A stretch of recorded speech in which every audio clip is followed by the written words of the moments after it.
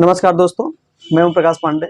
The BNP institute के online platform पे आपका स्वागत करता हूं। दोस्तों, आज हम जिस टॉपिक चर्चा करेंगे वह है संविधान सभा। आज हम संविधान सभा गठन, संविधान सभा के बारे में, संविधान सभा के सदस्यों और संविधान सभा के माध्यम से संविधान का निर्माण कैसे हुआ, आज उन सभी तथ्यों पर हम चर्चा करेंगे। दोस्तों, आइए सीधे हम अपने मुद्दे पर चलते हैं। दोस्तों आज हम पढ़ेंगे संविधान सभा। तो संविधान सभा का गठन जो होता है दोस्तों, वह कैबिनेट मिशन के माध्यम से होता है। तो संविधान सभा गठन जुलाई 1946 में किया जाता है। ठीक, कैबिनेट मिशन दोस्तों भारत में 1946 में आता है। 1946 में भारत में कैबिनेट मिशन आता है, जिसके सदस्य होते हैं लॉरेंस, क्रिप्स और अलेक्जेंडर। और कैबिनेट मिशन की सहायता से ही संविधान सभा का गठन होता है। कब दोस्तों? जुलाई 1946 में। अगर आपसे कोई प्रश्न पूछे कि बताइए संविधान सभा गठन कब हुआ था, बता सकते हैं जुलाई 1946 में संविधान सभा का गठन किया गया था। जिनमें कुल सदस्यों जो संख्या थी दोस्तों, वो थी 389। जब संविधान सभा गठन किया गया था उस समय जो सदस्य थे वो थे 389 सदस्यों में दोस्तों 293 सदस्य जो थे दोस्तों वो ब्रिटिश प्रांत से थे, अर्थात ब्रिटिशर से थे। और जिसमें जो 92 सदस्य थे वो देसी रियासत के थे, जो रजवाड़े वगैरह हुआ करते थे देश में, उनसे थे। और 4 जो थे दोस्तों वो चीफ कमिश्नरी के थे। इस प्रकार दोस्तों अगर देखा जाए तो कुल संविधान सभा के गठन के समय कुल सदस्यों की संख्या 389 थी। कभी कभी प्रश्न पूछ लेता है कि जब संविधान सभा गठन किया गया था तो चीफ कमिश्नरी से कितने सदस्य थे, या फिर देसी रियासत से कितने सदस्य थे, या फिर ब्रिटिश प्रांत से कितने सदस्य थे। दोस्तों आप जब ऑब्जेक्टिव सॉल्व करने जाएंगे ऑप्शन बेस्ड क्वेश्चन, तो आपको देखने को मिलेगा कि 293, 92 और 4, 293 तो सॉरी दोस्तों, ये आपको कुल सदस्यों की संख्या 389 बताता है। फिर दोस्तों आपको बता दें कि जब संविधान सभा गठन हुआ तो संविधान सभा गठन के बाद अब इनके जो प्रत्येक सदस्य थे ये कहां से आते थे, कैसे आते थे, मन में प्रश्न होगा ना।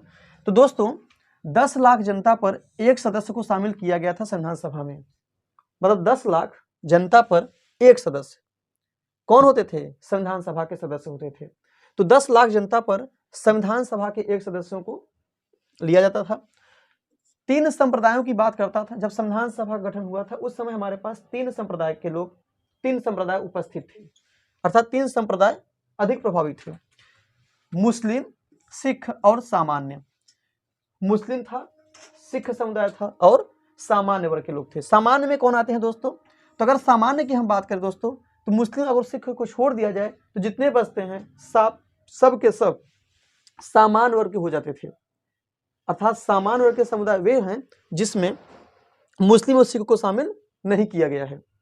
तो हम कह सकते हैं कि 3 प्रकार के संप्रदाय थे हमारे पास, मुस्लिम संप्रदाय, सिख संप्रदाय और सामान्य संप्रदाय। सामान्य संप्रदाय वह संप्रदाय था जिसमें मुस्लिम और सिख शामिल नहीं होते थे।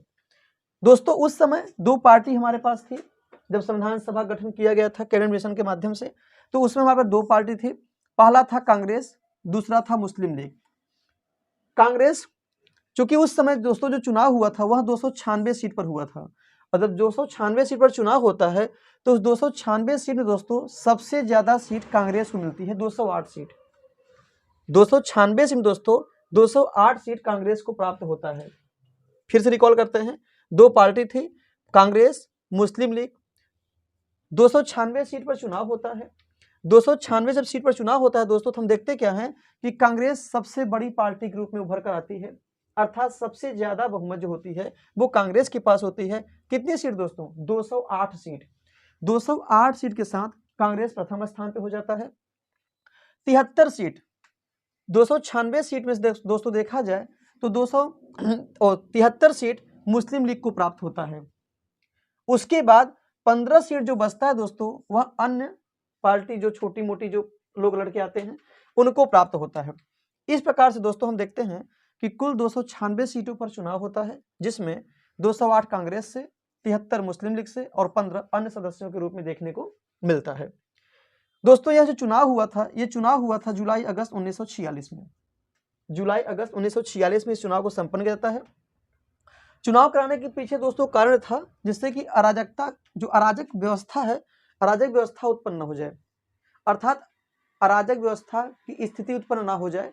ऐसी स्थिति से बचने के लिए हम क्या करते हैं दोस्तों? चुनाव की प्रक्रिया को अपनाते हैं।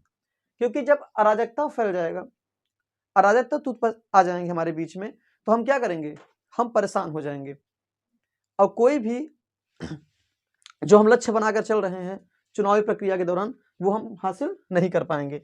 तो उन सभी उन्हीं अराजक व्यवस्था को रोकने के लिए हम क्या करते हैं, चुनाव की प्रक्रिया को अपनाते हैं। दोस्तों वो आपको पता होगा कि जब चुनाव हो जाता है जुलाई अगस्त 1946 में, तो परिणाम स्वरूप देखते क्या है कि 208 सीट कांग्रेस को मिलता है। तो एक सरकार का गठन होता है जिसे हम बोलते हैं अंतरिम सरकार। और अंतरिम सरकार के गठन में दोस्तों ये होता कब, आपसे कल क्वेश्चन पूछेगा कि अंतरिम सरकार गठन कब किया गया था। ठीक है, तो 2 सितंबर 1946, 2 सितंबर 1946 वह तारीख है जिस दिन अंतरिम सरकार का गठन हुआ था। तो दोस्तों आपको ये बात याद रहना चाहिए।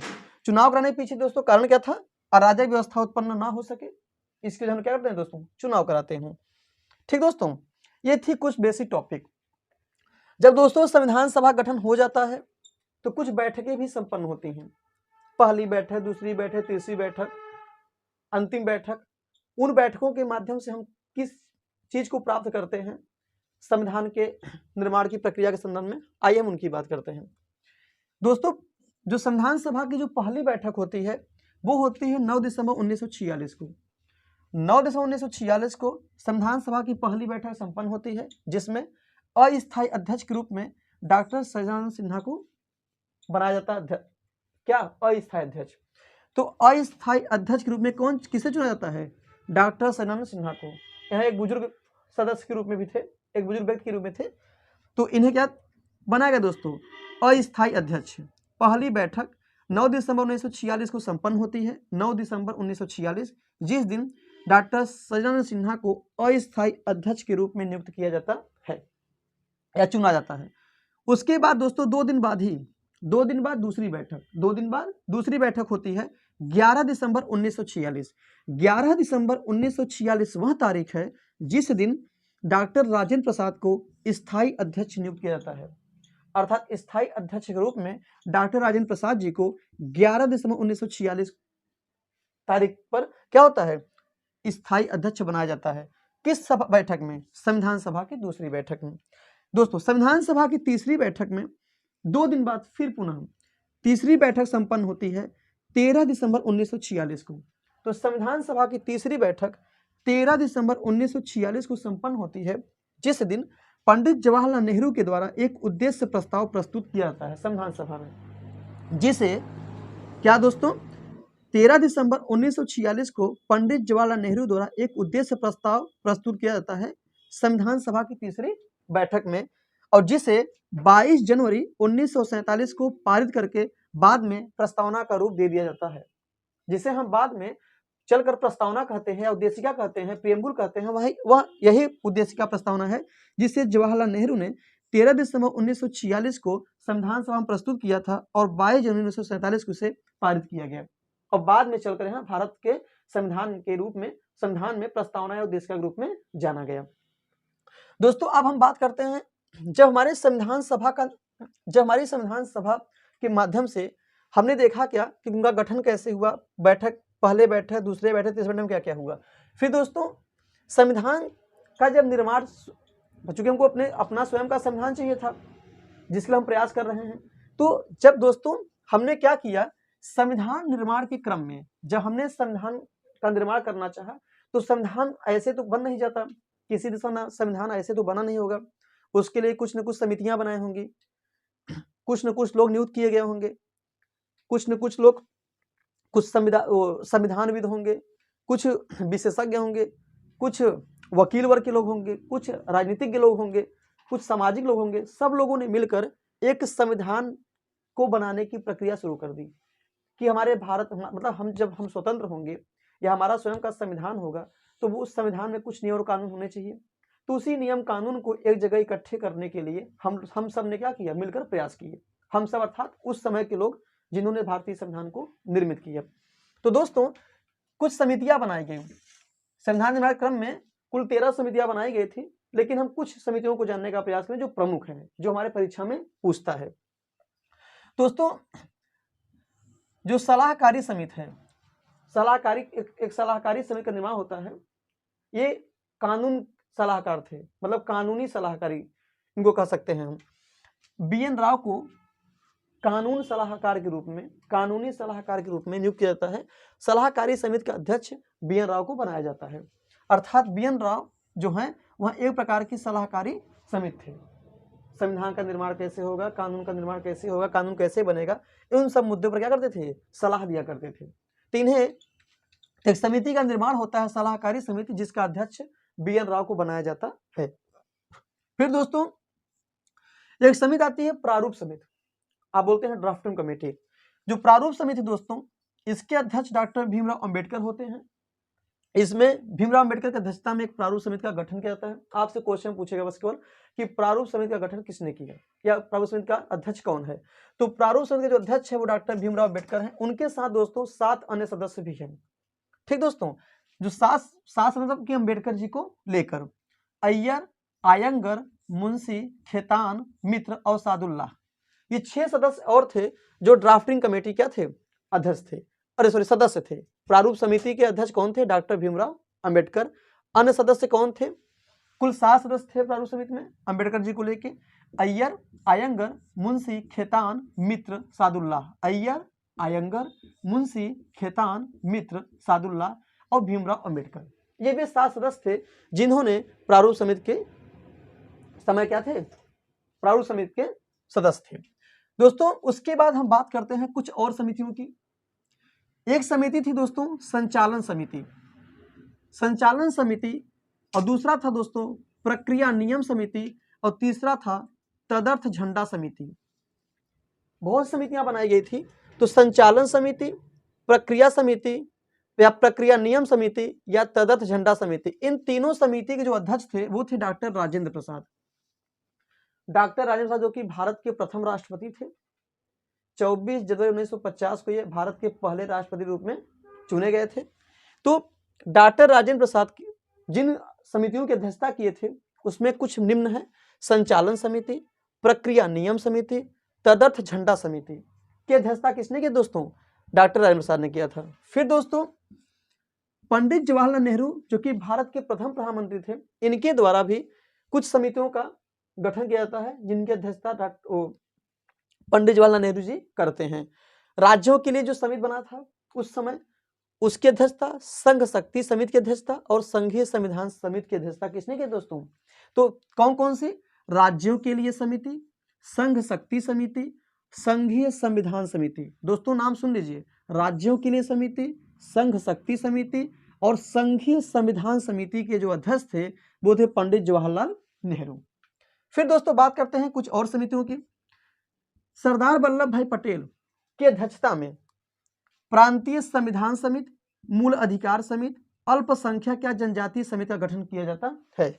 अगर आपसे कोई पूछे कि प्रांतीय संविधान समिति या मूल अधिकार समिति या अल्पसंख्यक या जनजातीय समिति का गठन या समिति का अध्यक्षता किसने किया था, तो बताएंगे सरदार वल्लभ भाई पटेल। अर्थात सरदार वल्लभ भाई पटेल ने प्रांतीय संविधान समिति, मूल अधिकार समिति, अल्पसंख्यक या जनजातीय समिति की अध्यक्षता की थी।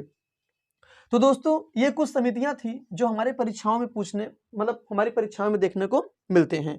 उम्मीद करते हैं दोस्तों ये सारी समितियां आपको याद हो गई होंगी। तो संचालन, प्रक्रिया नियम, तदर्थ झंडा समिति डॉक्टर राजेंद्र प्रसाद, राज्यों के लिए समिति, संघ शक्ति समिति और संघीय संविधान समिति पंडित जवाहरलाल नेहरू, प्रांतीय संविधान समिति, मूल अधिकार समिति और अल्पसंख्यक या जनजातीय समिति सरदार वल्लभ भाई पटेल। आइए दोस्तों अब हम कुछ और बातें करते हैं। तो दोस्तों ये थे संविधान निर्माण के क्रम में कुछ समितियां जिन्होंने संविधान बनाने में अपना पूरा योगदान दिया। दोस्तों संविधान सभा की जो अंतिम बैठक थी, संविधान सभा का जो अंतिम बैठक था वो 24 जनवरी 1950 को संपन्न हुआ था। संविधान सभा की अंतिम बैठक 24 जनवरी 1950 को संपन्न होता है। संविधान को दोस्तों अंगीकार कब किया गया था, तो 26 नवंबर 1949 को, और 26 नवंबर को हम संविधान दिवस के रूप में भी मनाते हैं। झंडा ठीक दोस्तों, और संविधान लागू कब हुआ था, तो 26 जनवरी 1950।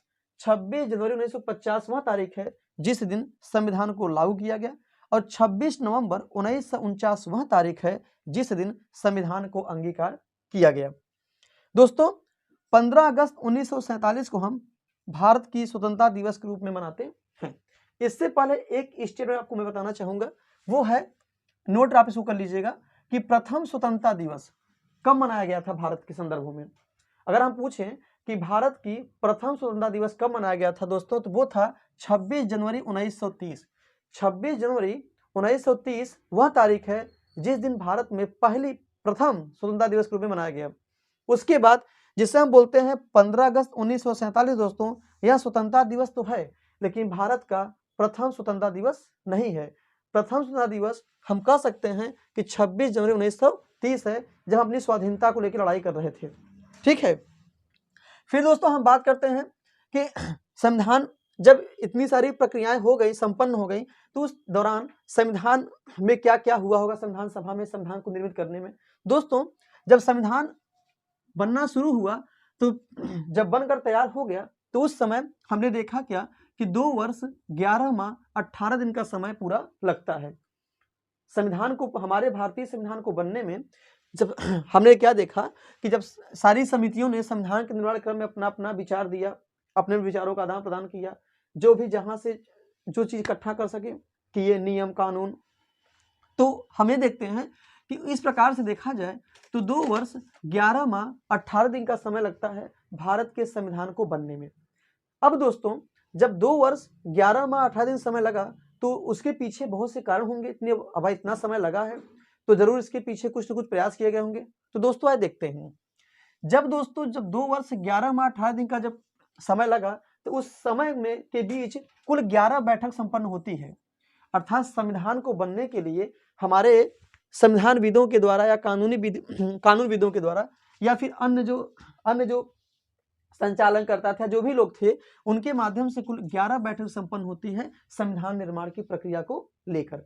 फिर दोस्तों अब कुल 11 बैठक जब संपन्न होता है दोस्तों, तो हम देखते क्या है कि इस संविधान को बनने के लिए लगभग 60 देशों के संविधानों का अवलोकन किया जाता है।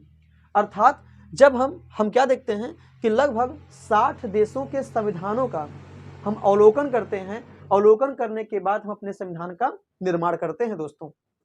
तो संविधान के निर्माण हमने क्या देखा, कुल 11 बैठक संपन्न होती है।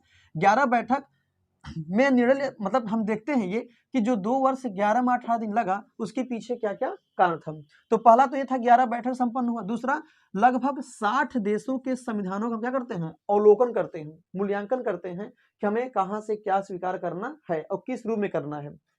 जैसा कि मैंने आपसे चर्चा किया था, हमने किसी भी संविधान में जो भी चीज हमने जोड़ा है, जो भी स्रोत हमने लिया है, वो हूबहू नहीं लिया है, बल्कि उसमें कुछ न कुछ संशोधन परिवर्तन करके उसको संविधान में जगह दिया है। तो कुछ यही था रहा होगा। और इस 2 वर्ष 11 माह 18 दिन में लगभग इस 60 देशों के अवलोकन के बाद हम देखते हैं लगभग 114 दिन तक विचार चलता है कि क्या जोड़ा जाए क्या नहीं, और संविधान के निर्माण को कैसे मजबूत और अच्छा बनाया जाए।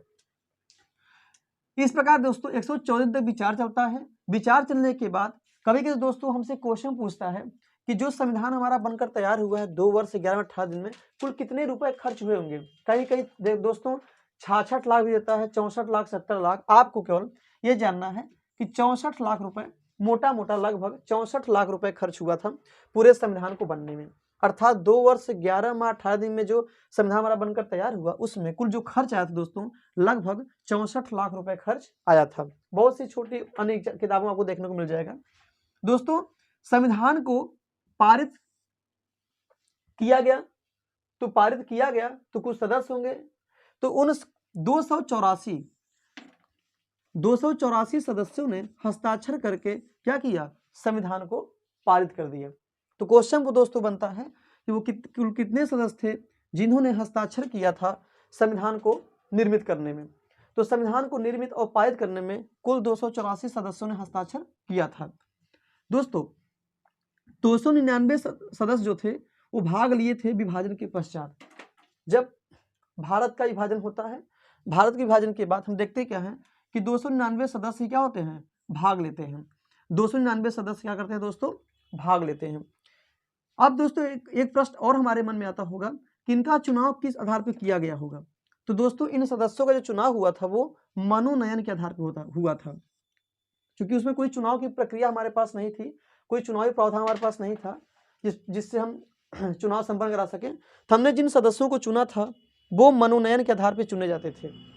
किस आधार दोस्तों, मनोनयन के आधार पर। मनोनीत किए जाते थे। फिर दोस्तों जो 299 सदस्य थे उसमें 284 सदस्यों ने हस्ताक्षर किया और संविधान पारित हो गया। कुछ महिलाएं भी थी, लगभग 15 महिलाएं थी जिन्होंने संविधान की निर्माण प्रक्रिया में क्या लिया दोस्तों, भागीदारी बनी थी। तो कुल 15 महिलाएं थी जिन्होंने क्या किया था, संविधान निर्माण की प्रक्रिया में भाग लिया था। क्वेश्चन पूछता कुल कितनी महिला दोस्तों, तो कुल महिला थी दोस्तों 15। कुल कितने सदस्य, विभाजन के समय कुल कितने सदस्य बचे थे, 299। कितने सदस्यों ने हस्ताक्षर किया था संविधान पारित होने में, 284। कितने पैसे खर्च हुए, 64 लाख। कितने दिन तक विचार चला था, 114 दिन तक। कितने देशों के संविधानों का हमने अवलोकन किया था दोस्तों, 60। कुल कितनी बैठक हुई, 11। और कितने दिनों में बनकर तैयार हुआ, 2 वर्ष 11 माह 18 दिन का समय लगा।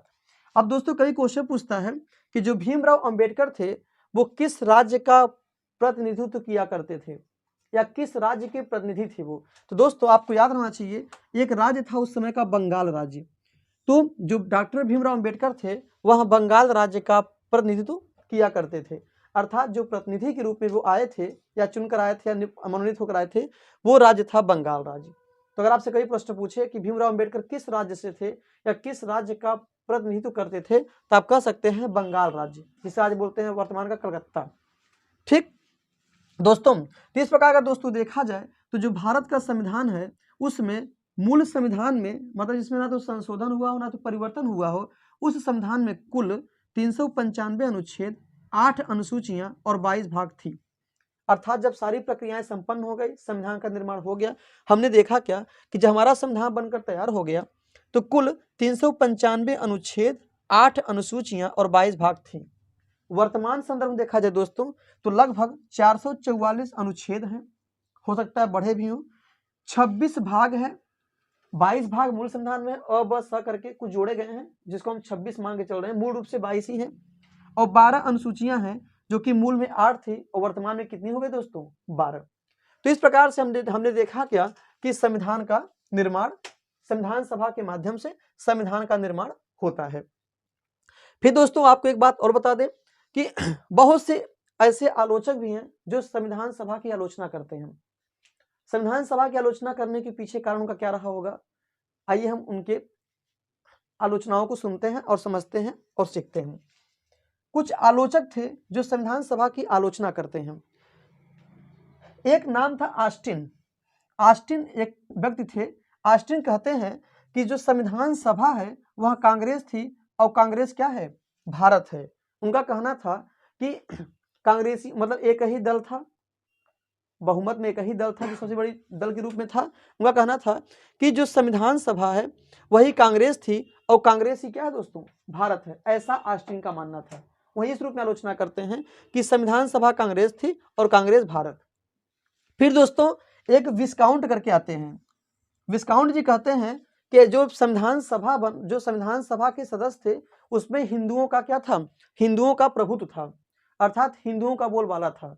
मतलब हिंदू अधिक मात्रा में थे, अर्थात हिंदू अधिक होने के नाते वो कहते हैं कि जो संविधान सभा का गठन किया गया उसमें हिंदुओं की बोलबाला थी, अर्थात हिंदुओं का प्रभुत्व के नाम से क्या करते हैं, विस्काउंट। नाम याद रख लीजिए दोस्तों, विस्काउंट। विस्काउंट वह सदस्य थे जिन्होंने संविधान सभा की आलोचना करते हुए कहते हैं कि हिंदुओं का प्रभुत्व है, मतलब हिंदुओं का प्रभुत्व ये मानते हैं। उसके बाद विंस्टन चर्चिल आते हैं, इंग्लैंड के प्रधानमंत्री रहते हैं वो, ये कहते हैं कि भारत के केवल एक बड़े समुदाय का प्रतिनिधित्व है। मतलब कहते हैं कि जो संविधान सभा है यह भारत के केवल एक बड़े समुदाय का प्रतिनिधित्व है, अर्थात कांग्रेस सर्वे सर्वा थी, कांग्रेस बड़ी थी, और एक बड़े समुदाय अर्थात सामान्य को मानते हैं कि सामान्य वर्ग के रहे होंगे। ठीक, तो इनका कहना है चर्चिल का कि जो भारत है, जो मतलब जो संविधान सभा है वह भारत के केवल एक बड़े समुदाय का प्रतिनिधित्व करता है। उसके बाद दोस्तों कुछ और भी आलोचनाएं की जाती हैं, आइए उनको हम समझने का प्रयास करते हैं। एक बात, कुछ लोग कहते हैं, कुछ आलोचक है जो आलोचना करते हैं कि जो संविधान सभा है, जो संविधान सभा के माध्यम जो संविधान का निर्माण किया गया, वो कहते हैं चूंकि 2 वर्ष 11 माह 18 दिन का समय लगा था, तो इनका ये कहना है, इन लोगों का, कि ये समय की बर्बादी है। मतलब इन्होंने संविधान को समय की बर्बादी बताया। इन्होंने क्या बताया कि संविधान सभा में जो संविधान का निर्माण किया गया इतना समय लगा के, इतना समय नहीं लगना चाहिए था। वो कहते हैं कि वहीं बगल में एक अमेरिका है, अर्थात बगल नहीं मतलब हमारे जस्ट बगल नहीं है, एक अमेरिका को हम एग्जाम्पल दे रहे हैं कि अमेरिका का संविधान 4 महीने में, लगभग 4 महीने से कम ही समय लगा था, बनकर तैयार हो गया था। लेकिन हमारे भारतीयों ने क्या किया, 2 वर्ष 11 माह 18 दिन का समय लिया अपने संविधान को निर्मित करने में। तो इनका ये मानना है कि एक प्रकार से क्या था, समय की बर्बादी थी। समय की बर्बादी से क्या कहते हैं, इसको नवाजते हैं। फिर और भी लोग और भी आते हैं आलोचक, वो कहते हैं कि इसमें संप्रभुता का अभाव था। कहते हैं इसमें संप्रभुता का क्या था, अभाव था। अब संप्रभुता का अभाव था, इसके पीछे उन्होंने तर्क क्या देते हैं, तर्क ये देते हैं कि ब्रिटिश सरकार से इजाजत लेके, मतलब हम जब कोई भी निर्णय लिया करते थे या कोई भी समिति या कोई भी किसी भी चीज का हम निर्माण कर रहे हैं संविधान संदर्भित, तो हम ये देखते थे कि ब्रिटिश सरकार का से इजाजत लेना पड़ता था। अर्थात हम ब्रिटिश सरकार से पूछ कर कोई काम करते थे। मतलब जो तर्कविद हैं, जो तार्किक बनकर चीजों को आपके साथ रखने का प्रयास कर रहे हैं, उनका ये कहना है कि ये ब्रिटिश सरकार से इजाजत लेके क्या करते थे, अपने समिति या नियम कानून को बनाया करते थे। अर्थात स्वयं पे निर्भर नहीं थे हम, अर्थात ब्रिटिश पर निर्भर थे। अर्थात हम ब्रिटिश क्या थे, दूसरे के अधीन थे। तो सीधी सी बात, अधीन तो हम थे ही। तो उनका ये कहना था कि संप्रभुता किसमें अभाव है। मतलब हम, जैसा कि आपने उस दिन में पढ़ा था कि जो आंतरिक और बाह्य निर्णय लेने के लिए क्या हो, स्वतंत्र हो। मतलब अपने बाह्य निर्णय और आंतरिक निर्णय लेने के लिए क्या हो, स्वतंत्र हो, तो उसे क्या बोलते हैं, संप्रभु बोलते हैं या संप्रभुता बोलते हैं। तो इनका ये कहना था कि उस समय संप्रभुता नहीं थी हमारे पास, उस समय संप्रभुता का अभाव था। अभाव के पीछे तर्क क्या देते हैं कि ब्रिटिश सरकार से हमको हर कार्य करने के लिए ब्रिटिश सरकार की हमको इजाजत लेनी पड़ती थी। फिर दोस्तों एक और बात आती है, ये कहते हैं कि यह प्रतिनिधि निकाय नहीं थी। मतलब इनका मतलब कुछ लोगों का और भी, मतलब कुछ और भी थे आलोचक जिनका कहना था कि यह जो संविधान था यह प्रतिनिधि निकाय नहीं थी। प्रतिनिधि निकाय नहीं थी, इसका मतलब इनका कहने के पीछे ये है कि जो चुनाव की प्रक्रिया उस समय संपन्न हुआ करती थी, वयस्क मताधिकार के आधार पर नहीं हुआ करता था। मनोनीत होते थे, 10 लाख जनता उनका चुनाव होता था। तो उनका यही कहना है कि उस समय दोस्तों क्या था, दोस्तों ये था कि यह प्रतिनिधि निकाय नहीं थी। अर्थात उस समय चुनाव जो था वह वयस्क मताधिकार के आधार पे नहीं संपन्न होता था। तो इनका ये तर्क था। फिर दोस्तों एक बात आती है, और भी कुछ लोग हैं जिन्होंने चर्चा किया वकीलों एवं राजनीतिज्ञों का प्रभुत्व। कुछ लोग आते हैं जो कहते हैं कि वकीलों एवं राजनीतिज्ञों का प्रभुत्व है, अर्थात अन्य वर्ग इसमें शामिल नहीं होते थे। इनका कहना ये, मतलब कुछ लोगों का कहना यह है कि यह वकीलों एवं राजनीतिज्ञों का क्या था, सभा था। जो संविधान सभा था, जो संविधान सभा के माध्यम से संविधान का निर्माण किया जाता है, उसमें लोग कहते हैं कि यह वकीलों और राजनीतिकों का प्रभुत्व था। जो संविधान सभा था, इन्होंने क्या कहा कि यह प्रतिनिधि निकाय थी, नहीं थी। क्यों नहीं थी, क्योंकि यहां पर वयस्क मताधिकार का प्रावधान नहीं था। दूसरे लोगों का कहना क्या है कि वकीलों एवं राजनीतिकों का प्रभुत्व है। मतलब यहाँ पे वकील लोग ज्यादा थे, नेता ज्यादा थे, अन्य वर्गों का कोई भी इसमें योगदान नहीं था। अब अन्य का योगदान नहीं था, तो इस तर्क को वो लोगों सामने रखते हैं और कहते हैं वकीलों एवं राजनीतिज्ञों क्या है, प्रभुत्व है। तो हम इस प्रकार से देखते हैं दोस्तों कि कुछ आलोचना की जाती है कि संविधान सभा कांग्रेस थी और कांग्रेस भारत, हिंदुओं का प्रभुत्व, भारत में केवल एक बड़े समुदाय का प्रतिनिधित्व, फिर वकीलों एवं राजनीतिकों का प्रभुत्व, फिर समय की बर्बादी, संप्रभुता का अभाव और यह प्रतिनिधि निकाय नहीं थी। कुछ इस प्रकार से दोस्तों हम देखते हैं, हम तर्क देते हैं। आइए दोस्तों कुछ तथ्य हैं जिन पे हम चर्चा करते हैं। तथ्य वो है दोस्तों, अमेरिका का संविधान जो था उसमें केवल 7 ही अनुच्छेद हैं। 7 अनुच्छेद हैं, 7 अनुच्छेद से मिलकर बना है क्या आपका अमेरिका। 4 महीने से कम समय लगा था अमेरिका के संविधान को बनने में। हमें कुछ तुलना कर रहे हैं भारत संविधान के। दूसरा दोस्तों है कनाडा में केवल 147 अनुच्छेद को ही जगह मिला है। लगभग 2 वर्ष 6 महीने का समय लगा था कनाडा के संविधान को बनने में। फिर दोस्तों ऑस्ट्रेलिया का संविधान है, ऑस्ट्रेलिया संविधान में 128 अनुच्छेद है, लगभग 9 वर्ष। देखा जाए तो लगभग 9 वर्ष का समय ऑस्ट्रेलिया को लगा था अपने संविधान को बनाने में, और अनुच्छेद कुल कितना दोस्तों, 128। दक्षिण अफ्रीका के संविधान में 153 अनुच्छेद हैं, जिसको बनाने में लगभग एक वर्ष का समय लगा है। तो देखा जाए और भारत में अगर बात करें दोस्तों तो 395 अनुच्छेद को बनाने में 2 वर्ष 11 माह 18 दिन का समय लगा। तो ये कुछ इंपॉर्टेंट देश थे जहां पे जिनके संविधान में कितने अनुच्छेद हैं और कितना समय लगता है। आइए दोस्तों एक बार रिकॉल करते हैं, उसके बाद नेक्स्ट वीडियो की ओर हम लोग चर्चा करेंगे। तो दोस्तों हमने क्या देखा कि प्रथम स्वतंत्रता हम कब मनाए थे? 26 जनवरी 1930 को। फिर दोस्तों कैबिनेट मिशन आता है भारत में 1946 में, जिनके सदस्य कौन थे? लॉरेंस, क्रिप्स और अलेक्जेंडर। संविधान सभा गठन जुलाई 1946 में होता है, जिनमें कुल सदस्यों संख्या दोस्तों 389 थी। 293 सदस्य ब्रिटिश प्रांत के थे, 92 सदस्य आपके देसी रियासत के थे और 4 सदस्य आपके चीफ कमिश्नरी के थे। ठीक दोस्तों, 10 लाख जनता पर एक सदस्यों का चुनाव होता था। 3 संप्रदाय उस समय थे, मुस्लिम, सिख और सामान्य। सामान्य में वही आते थे जो मुस्लिम और सिख नहीं थे। 2 पार्टी थी, कांग्रेस और मुस्लिम लीग। 296 सीटों पर चुनाव होता है, जिसमें कांग्रेस सबसे ज्यादा 208 सीट के साथ बढ़त बना के आगे रहती है और मुस्लिम लीग 73 सीट और अन्य 15 सीट प्राप्त करते हैं। यहाँ जो चुनाव दोस्तों होता है वह चुनाव जुलाई और अगस्त में संपन्न होता है 1946 में। चुनाव के पीछे कारण यह रहता है जिससे कि अराजक व्यवस्था उत्पन्न ना हो। अराजक व्यवस्था उत्पन्न ना हो, कार्य सुचारू रूप से चल सके, इसलिए हम चुनाव की प्रक्रिया को स्वीकारते हैं। अंतरिम सरकार जब चुनाव हो जाता है, परिणाम निकल जाता है, तो एक अंतरिम सरकार का गठन होता है। और अंतरिम सरकार का गठन कब होता है दोस्तों? 2 सितंबर 1946। 2 सितंबर 1946 को अंतरिम सरकार का गठन किया जाता है सरकार बनाने के लिए। फिर दोस्तों हम बात करते हैं, आइए यहाँ पे चर्चा करते हैं। संविधान निर्माण की प्रक्रिया में एक समितियों का गठन होता है। कुछ समितियां हैं, मुख्य रूप से कुल 13 समितियां थी, लेकिन हम कुछ समितियों की चर्चा करेंगे। एक कानूनी सलाहकार के रूप में एक सलाहकारी समिति का गठन किया जाता है, जिसके अध्यक्ष BN राव थे। BN राव की अध्यक्षता में सलाहकारी समिति का गठन किया जाता है। दूसरा दोस्तों प्रारूप समिति। प्रारूप समिति का गठन भीमराव अंबेडकर की अध्यक्षता में किया जाता है। इसमें 6 अन्य सदस्य भी थे, अय्यर, अयंगर, मुंशी, खेतान, मित्र और सादुल्लाह। फिर दोस्तों आता है कुछ और समितियां हैं, जिसको डॉक्टर राजेंद्र प्रसाद जी की अध्यक्षता में लाया जाता है। संचालन समिति, प्रक्रिया नियम समिति और तदर्थ झंडा समिति।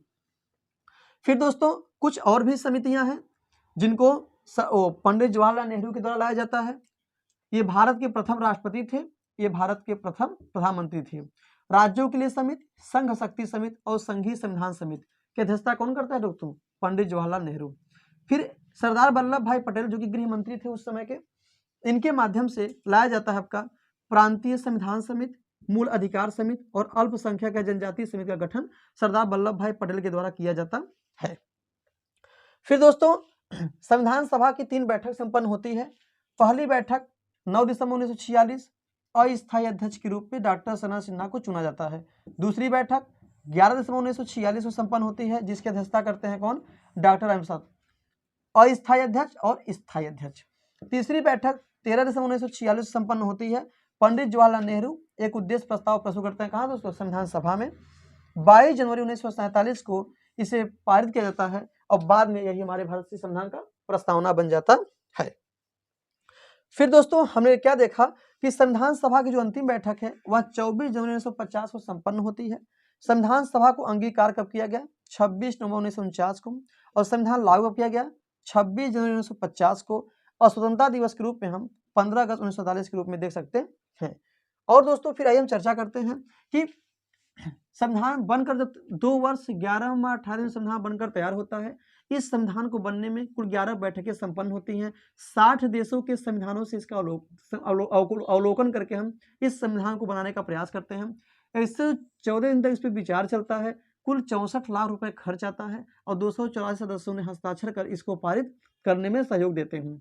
कुल 299 सदस्य होते हैं जब विभाजन होता है। विभाजन के बाद जो चुनाव की प्रक्रिया हमने स्वीकार किया था वो मनोनयन के आधार पे हम क्या करते हैं? चुनाव की जो प्रक्रिया थी वो जो सदस्यों का चुनाव था वो हम मनोनयन के आधार पे किया जाता है। इसमें दोस्तों पूरे संविधान के निर्मित होने में लगभग 15 महिलाओं ने भी हिस्सेदारी निभाई थी। जो डॉक्टर भीमराव अंबेडकर थे वह बंगाल राज्य का प्रतिनिधित्व किया करते थे। इस प्रकार दोस्तों हम ये देखते हैं कि मूल संविधान में कुल 395 अनुच्छेद, 8 अनुसूचियां और 22 भाग थे। वर्तमान देखा जाए तो लगभग 44 अनुच्छेद, 26 भाग और 12 अनुसूचियां हैं। ठीक दोस्तों, कुछ आलोचक आते हैं जैसे कि संविधान सभा कांग्रेस थी और कांग्रेस भारत थी, ऑस्टिन कहा करते हैं। हिंदू का प्रभुत्व विस्काउंट कहते हैं। विस्काउंट कहना था कि हिंदू का प्रभुत्व ज्यादा था संविधान सभा में। भारत के केवल एक बड़े समुदाय का प्रतिनिधित्व वो मानते थे, संविधान सभा केवल एक निकाय समुदाय था। चर्चिल का कहना था ऐसा। वकीलों एवं राजनीतिज्ञों का प्रभुत्व कहा करते लोग, इसमें अन्य वर्गों को जगह नहीं दिया गया था, इसमें केवल नेता और वकील लोग ही थे जिन्होंने इसको बढ़ाया। फिर आलोचना, कुछ लोग कहते हैं समय की बर्बादी थी। भारत का संविधान 2 वर्ष 11 माह 18 दिन बनकर तैयार हो रहा है, जबकि अमेरिका का संविधान 4 महीने से कम समय में ही बन गया था, तो समय की बर्बादी भी कुछ लोग कहते हैं। कुछ कहते हैं कि संप्रभुता का अभाव था। संप्रभुता का अभाव का पीछे तर्क क्या देते हैं दोस्तों, कि ब्रिटिश सरकार से इजाजत लेते थे, ब्रिटिश सरकार से परामर्श लेते थे और ब्रिटिश सरकार पे डिपेंडेंसी थी, निर्भर थे। फिर कुछ लोग कहते हैं कि यह प्रतिनिधि निकाय नहीं थी, अर्थात इनका जो चुनाव हुआ था वयस्क मताधिकार के आधार पे नहीं हुआ था, बल्कि ऐसे ही मनन करके आ गए थे। तो कुछ ऐसे लोग हैं जो इस पे क्या दे दोस्तों, तर्क दिया करते हैं। कुछ तथ्य दोस्तों हमने देखा कि अमेरिका का संविधान में केवल 7 अनुच्छेद है जो 4 महीने से कम समय बनकर तैयार होता है। कनाडा के संविधान में 147 अनुच्छेद है जो लगभग 2 वर्ष और 6 महीने में बनकर तैयार होता है। ऑस्ट्रेलिया के संविधान में 128 अनुच्छेद है जो लगभग 9 वर्ष में बनकर तैयार होता है। दक्षिण अफ्रीका में दोस्तों 153 अनुच्छेद है जो एक वर्ष में बनकर तैयार होता है। और भारत संविधान जो कि जिसमें 395 अनुच्छेद, सबसे ज्यादा अनुच्छेद, 2 वर्ष 11 माह और 18 दिन का समय लगता है। इस प्रकार देखें तो जो भारत का संविधान है वह बहुत ही जटिल और बहुत ही विशाल संविधान है। मतलब विश्व का सबसे बड़ा लिखित संविधान कौन दोस्तों, हम कह सकते हैं भारत का। और सबसे छोटा संविधान किसका है दोस्तों, या कम समय में हम कह सकते हैं अमेरिका का संविधान, और कठोर भी है। तो दोस्तों इस प्रकार से हमने क्या देखा, हमने देखा कि आज हमने क्या देखा दोस्तों, संविधान सभा। तो उम्मीद करते हैं आप इसको अच्छे से देखिएगा, इसको समझिएगा, 1-2 बार वीडियो को सुनेंगे आपको चीजें तैयार हो जाएंगी, आपको दोबारा इसको पढ़ने की आवश्यकता नहीं पड़ेगा। मैंने आपको कल एक एग्जाम के पॉइंट ऑफ व्यू से एक किताब बताया था, लुसेंट ऑब्जेक्टिव, और लुसेंट की पुस्तक, उसको आप ले लीजिए, उसको अच्छे से आप स्टडी करिए, और स्टडी करने के बाद उसके ऑब्जेक्टिव को आप सॉल्व करिए। आप देखेंगे आपके मैक्सिमम क्वेश्चन आपसे बनेंगे। तो दोस्तों उम्मीद करते हैं आपको आज का वीडियो अच्छा लगा होगा, समझ में आया होगा। तो दोस्तों उम्मीद करते हैं आपको हमारे वीडियो अच्छे लग रहे होंगे। प्लीज इसको लाइक करिए, शेयर करिए, सब्सक्राइब करिए और अधिक से अधिक लोगों तक पहुंचाएं, जिससे कि सबको इसका लाभ मिल सके। नमस्कार दोस्तों, बाय बाय।